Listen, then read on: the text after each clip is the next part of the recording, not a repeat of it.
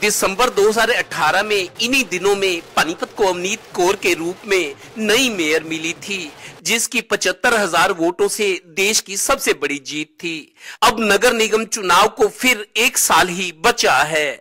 अवनीत कौर बतौर मेयर अभी तक अपने कार्यकाल को यादगार नहीं बना सकी। अब मंगलवार को पानीपत जिला परिषद के चुनाव में बीजेपी समर्थित ज्योति शर्मा जिला परिषद की चेयरपर्सन चुनी गई।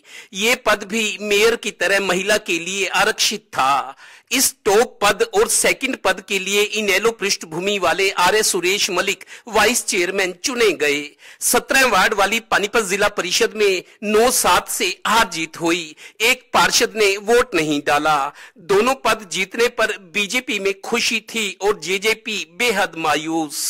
भारतीय जनता पार्टी की जीत है, ये अच्छाई की बुराई पर जीत है और ये दोनों के दोनों लोग पूरे के पूरे 17 वार्डों में बहुत अच्छे से काम करवाएंगे, विकास की गति पकड़ेगी।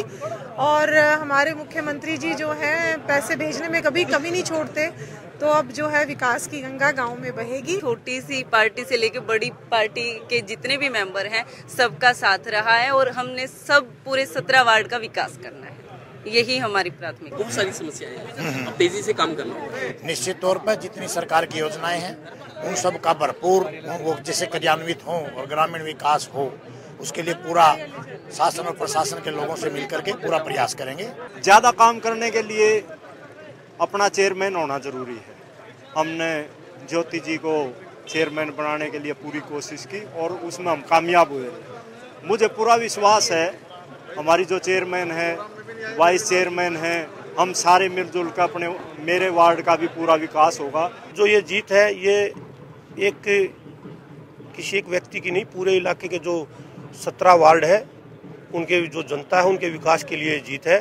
और जो हमने वोट किया है ज्योति शर्मा को, वो किसी पार्टी के हिसाब से नहीं किया, वो हमने अपने इलाके वार्ड की विकास के लिए, उनके कामों के लिए जो हमने वहाँ जाके वोट मांगे, जो वादा किया उसको पूरा करने के लिए हमने इसको ये वोट किया। गौरतलब है कि बीजेपी और जेजेपी के बीच मुकाबले में समालखा के पूर्व निर्दलीय विधायक रविंदर मछरोली को शुरू से ही कमान सौंपी गई थी। जीत के बाद मछरोली ने मुख्यमंत्री और अपने बारे में ये बताया। मुख्यमंत्री जी ने आपको जिम्मेदारी सौंपी थी इस तरह की। देखो, अगर किसी के मान लो किसी का घर में बुजुर्ग है, कोई बड़ा है, हमने ये पता है इसने वहाँ तक जाना है और हम उसको ये पूछेंगे क्या भाई आपने मेरे साथ चलना, मैंने आपको बिठाना है या ना बिठाना है, वो तो बच्चे की जिम्मेवारी बनती है ना भाई हमने करना क्या है। और हाँ, जेजेपी शुरू से ही दावा कर रही थी कि चेयरपर्सन और वाइस उनकी पार्टी के बनेंगे, पर बीजेपी की रणनीति काम कर गई। और हाँ, ये फैसला यूं ही नहीं हो गया। बीजेपी की कमान संभाल रहे पूर्व विधायक रविंदर मछरोली ने खुलासा किया कि बीती रात बीजेपी जिला पार्षद दिल्ली बाईपास पर एक होटल में ठहरे हुए थे। होटल के बाहर रात को 40 गाड़ियां आई, हवाई फायर किए गए। इस घटना की दिल्ली पुलिस ने एफआईआर दर्ज कर ली है। इस घटना का आरोप वाइस प्रेसिडेंट की दौड़ में शामिल एक जिला पार्षद पर लगा है। रात को हम जिस होटल में रुक रहे थे, रात को कम से कम 40 गाड़ियां थी वहाँ, और होटल में वहाँ सभी हमने ना वीडियो भी निकलवाने लग रहे हैं दिल्ली पुलिस वहाँ, तो हमारे होटल के अंदर घुस गए थे, हथियारबंद लोग थे 40। कैमरे में सब तकरीबन हो जाएंगे, 1-2 दिन लगेगा, उसमें लग रही दिल्ली पुलिस। तो कम से कम 40 गाड़ियाँ थी, 200 लड़के थे, तो फायर हवाई फायर वहाँ खूब गोलियां भी चलाई हैं। चलिए, नगर पालिकाओं के बाद अब जिला परिषद के चुनाव भी संपन्न हो गए।